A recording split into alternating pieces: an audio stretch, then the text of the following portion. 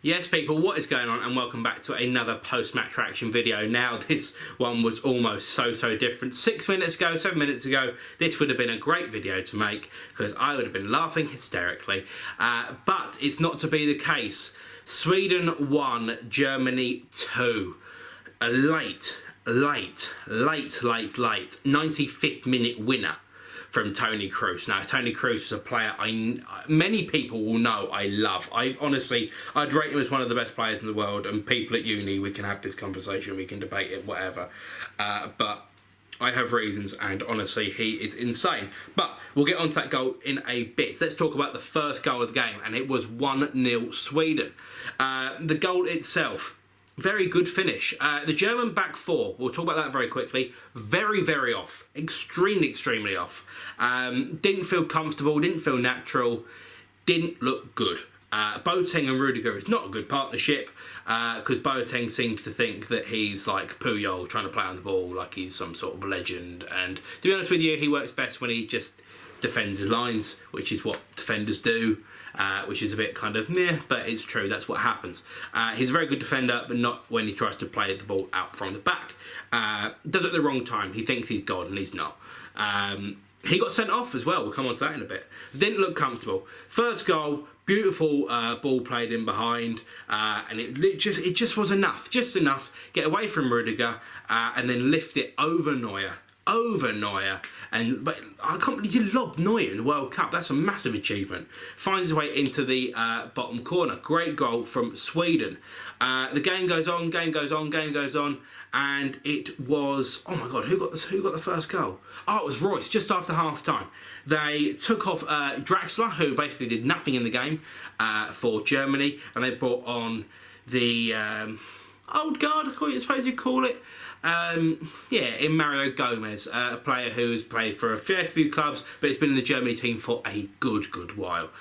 Proper big target man. The ball was played into him, just got a touch off it, didn't exactly get the touch he wanted, but managed to bounce straight into the path of Marco Reus, just heard it off luckily the outside of his knee, and it just trickled into the bottom corner.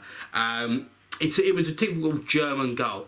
Nothing pretty, but it found its way in, and that's what matters. It kind of summarised their performance today perfectly, that goal.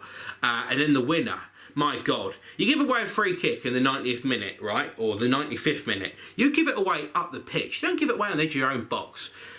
Too close of an angle for someone to shoot from, but Toni Kroos had the idea. He had the idea, play it short, change the angle, rip it round the wall. Whip it round the wall. And he whipped it round the wall and straight through the middle of everyone into the opposite far post, just inside the post. It was a lovely goal, and it's painful to say that because I really wanted this video to be me laughing my head off at Germany. Now this result had so many implications, the late drama had so many implications. Germany would have had 1 point. They would have had 1 point if the late goal hadn't have gone in, and they'd have been really fighting.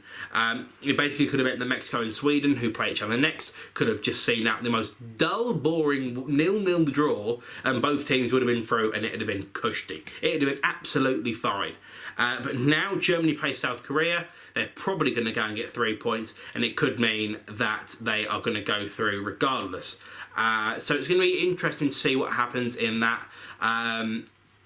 Germany with the big win, Mexico with their big win earlier, means that they could see themselves in top spot. All they need to do is get a point against Sweden. Sweden now need to fight for themselves to get in. So it's going to be a very interesting debate in what's going to happen with that game.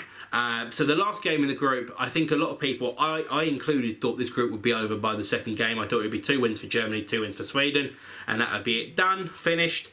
But obviously not. It's a bit more open than we thought, and great, bring it on, let's do it. It means the last round of games are going to be massively entertaining, and it also means that I think one of them will be coming England's way in the quarterfinals, if we are to get there and someone to get there, so it means it's a bit more open. And it could also mean that Brazil play Germany in the round of 16, which would be a great thing to see. But that is all ifs and buts. What we do know is that Germany have won 2-1, and it's a gutting result, but there we are, simple as. Anyway, thank you for watching. Make sure you subscribe if you're new around here. I'm doing reaction videos for loads of the games of the World Cup. I've got some really exciting stuff coming up with England tomorrow. I'll be watching the game with Michael Owen. Make sure you check out those vlogs and those videos when I do them. Thank you for watching. Make sure you subscribe, and I'll see you back here for some more World Cup content.